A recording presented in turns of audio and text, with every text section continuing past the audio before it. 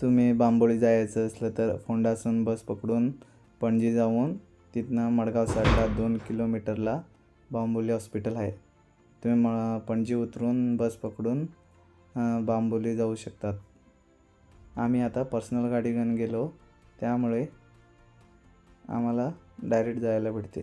तुम्ही तर मडगाव साईडनं बांबोली चालले तर तुम्हाला पणजीच्या 2 किलोमीटर पहिला बांबोली स्टॉप भेटतील. तुम्ही तिथे उतरू शकतात. गोवाचं सगळ्यात मोठं हॉस्पिटल बांबोली आहे. बांबोली गव्हर्मेंट हॉस्पिटल आहे. फ्री ट्रीटमेंट होते. सगळे क्रिटिकल पेशंट बांबोली येतात. चांगलं हॉस्पिटल आहे. तुम्हाला कसलं ट्रीटमेंट घ्यायचं असेल तर तुम्ही बांबोली जाऊ शकतात. फ्रीमध्ये होईल कुठलं बी ट्रीटमेंट तुमचं पर्सनल असेल तर बांबोली जाऊ शकतात. चांगलं हॉस्पिटल आहे. हे बांबोलीचं मेन गेट आहे. तुम्ही एंटर केल्यावर लेफ्ट साईडला फार्मसी, ब्लड चेकिंग आणि पहिल्यांदा गेले तर लेफ्ट साईडला एंट्री करून घ्यावं लागते.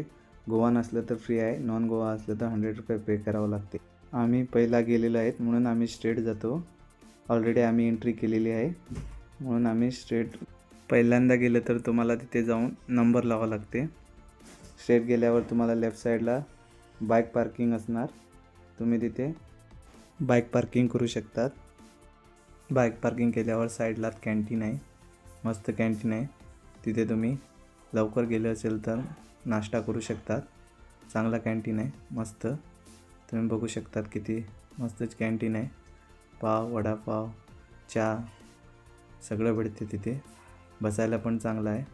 तुम्ही व्यवस्थित बसून नाश्ता वगैरे करू शकतात.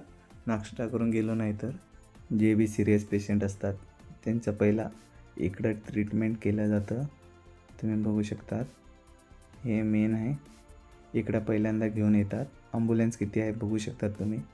इकडं ट्रीटमेंट झाल्यावर न्यू बिल्डिंगमध्ये शिफ्ट करतात. तुम्ही बघू शकतात. हे या हॉस्पिटलच्या पाठीमागे आहे न्यू बिल्डिंग आणि इकडं शिफ्ट केलं जातं नंतर.